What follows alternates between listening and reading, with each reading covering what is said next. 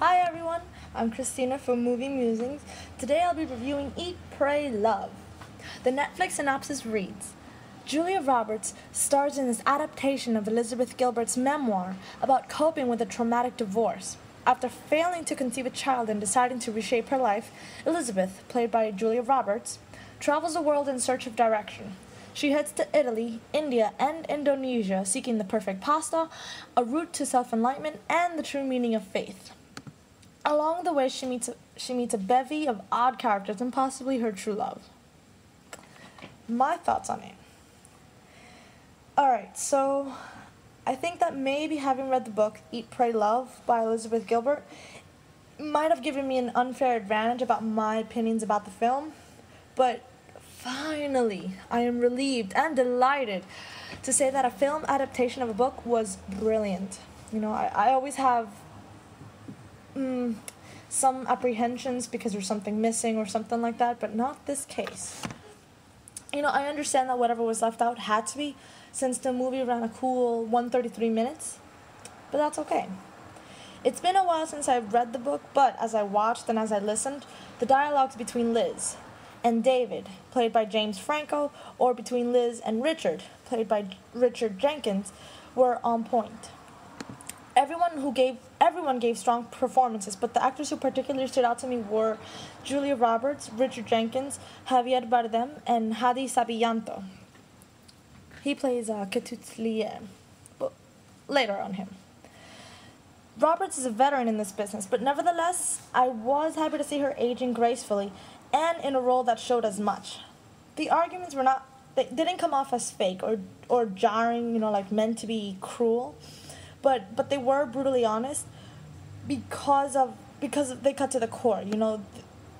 When these actors said something, it was like they meant it, about misery and happiness and whatever in between. Watching this film made you understand that Liz wasn't the only one carrying grief and despair.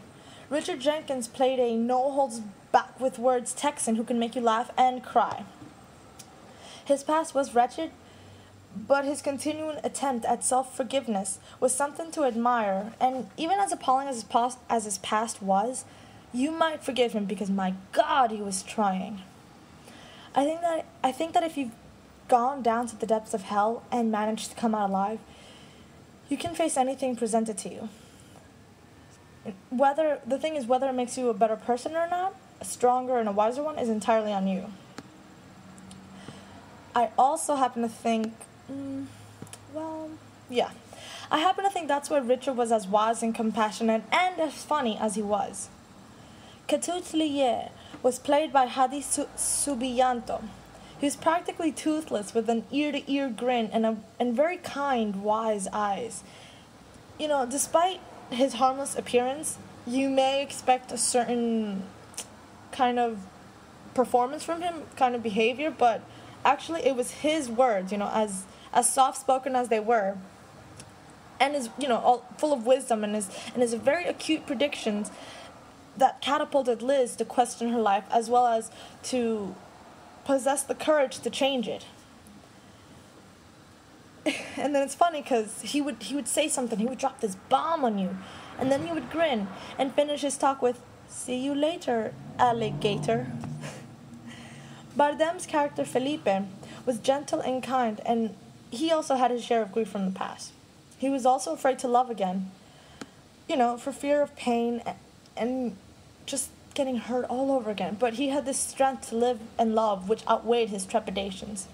As he aptly said to Liz, "You don't need a man, you need a champion." But what really touched my heart was the performances he gave as a loving father. He was devoted to his kids without being smothering.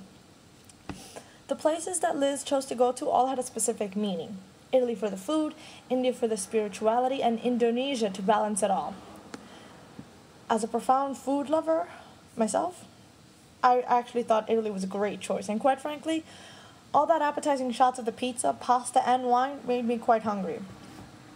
I'm not ashamed to say that after I watched this movie, I marched over to my local pizzeria for 2 scrumptious margarita slices. I was quite pleased with the soundtrack and the score of the film. Every song and every tune fit with a specific mood and location.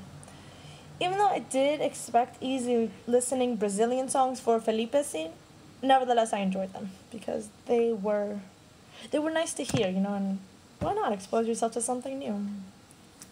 I have to say something about the cinematography of the film, given all its locations, such as New York City, Bali, Roma, and an Indian ashram in India, to name a few.